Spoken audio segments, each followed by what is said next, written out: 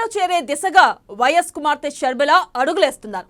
వైఎస్ఆర్టీపీని హస్తం పార్టీలో విలీనం చేసి తాను కూడా ఆ పార్టీలో చేరిపోవాలని ఆమె యోచిస్తున్నారు. ఇప్పటికే పార్టీలో తనకు ఎలాంటి ప్రాధాన్యం దక్కాలనే దానిపై సోనియా ముందు షర్మిల ప్రపోజల్స్ పెట్టినట్లు తెలుస్తుంది.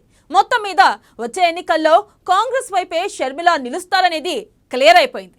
ఈ నేపథ్యంలో కాంగ్రెస్ లోకి షర్మిల పార్టీ విలీనంతో ఎవరికి లాభం, ఎవరికి నష్టం?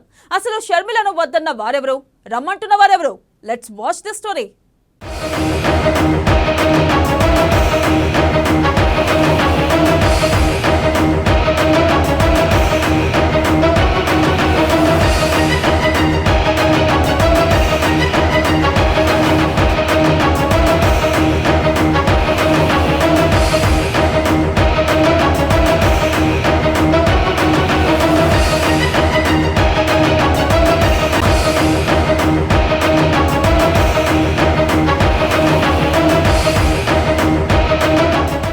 తెలంగాణలో హాట్ టాపిక్ గా మారిన షర్మిల మ్యాటర్. కాంగ్రెస్ లో షర్మిల చేరికపై భిన్న వాదనలు. ఒక వర్గం సమర్థిస్తుంటే మరో వర్గం వ్యతిరేకిస్తోంది. సోనియాతోనూ మంతనాలు జరిపిన షర్మిల. పాలేరు టికెట్ వైపు చూస్తున్న షర్మిల రాకపై రేణుకా చౌదరి సటైర్. తుమ్మల సైతం పాలేరు నుంచి పోటీ చేయాలని నిర్ణయం. షర్మిలకు ఏపీ బాధ్యతలు అప్పగించే ఆలోచనలో సోనియా. షర్మిలతో తెలంగాణలో నష్టమని చెప్తున్న హస్తం నేతలు. రాజకీయంలో షర్మిల రాణించాలంటే గెలుపు ఖాయం. ఏపీ వైపు వెళ్లనని చెప్తున్న షర్మిల.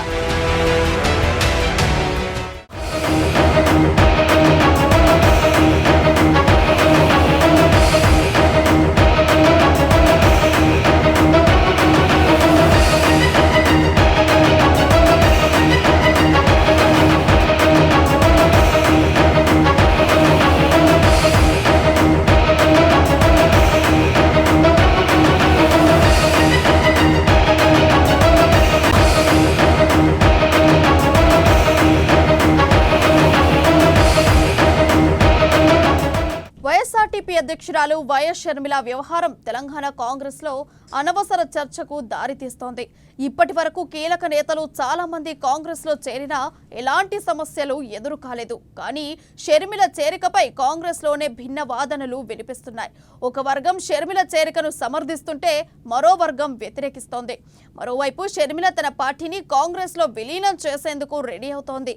ఈ పార్టీకే కాంగ్రెస్ అగ్రనేతలు సోనియా గాంధీ, రాహుల్ గాంధీని కలిసింది. అయితే షర్మిల అడుగుతున్న సీటు విషయంలోనే సమస్య వచ్చి పడింది.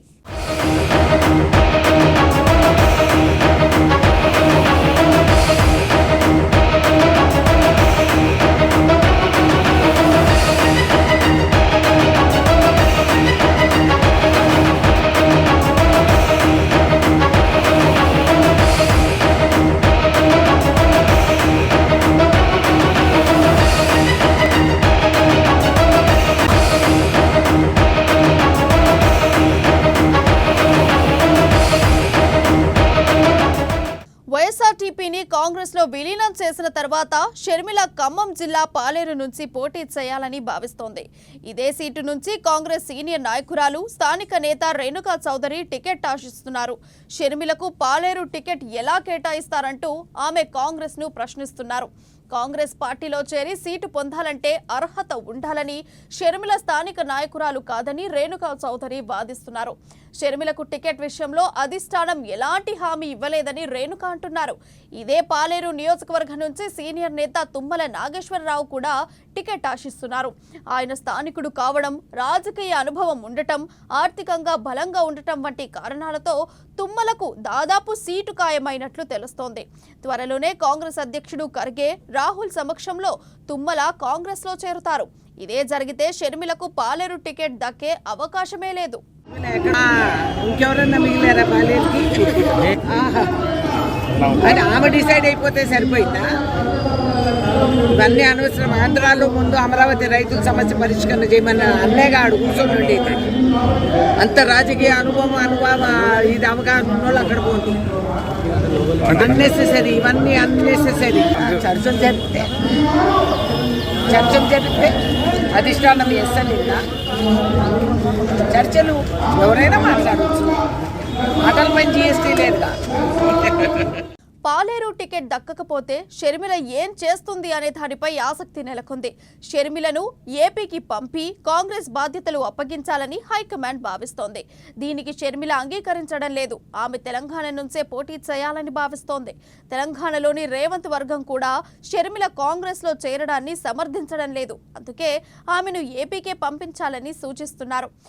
షర్మిల వల్ల తెలంగాణ కాంగ్రెస్ కు ఎలాంటి ప్రయోజనం ఉండకపోగా నష్టమే ఉంటుందని రేవంత్ వర్గం వాదిస్తోంది. ఇంకొందరు మాత్రం వైఎస్ కూతురుగా షర్మిలకు ఆదరణ దక్కుతుందంటున్నారు. పాలేరు టికెట్ పై వర్గపోరును, తెలంగాణ కాంగ్రెస్ నేతల సూచనను హైకమాండ్ పరిగణలోకి తీసుకుంటే షర్మిలకు పాలేరు టికెట్ ఇచ్చే అవకాశం లేదు. ఆమె ఇంకెక్కడి నుంచైనా పోటీ చేయాలి. ఇతర చోట్ల ఆమెకు పెద్దగా గెలుపు అవకాశాలు లేవు. ఈ నేపథ్యంలో షర్మిలకు కాంగ్రెస్ హ్యాండ్ ఇస్తుందా అనే సందేహాలు వ్యక్తమవుతున్నాయి.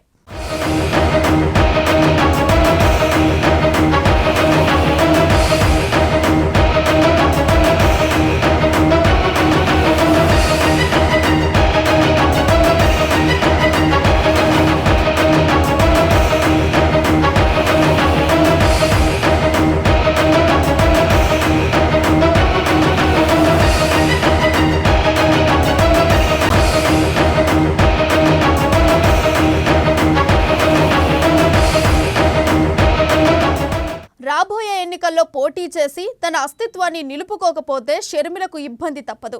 ఒకవేళ తెలంగాణలో పోటీ చేయలేకపోయినా కనీసం ఏపీలో అయినా పోటీ చేసి గెలిచి తీరాలి.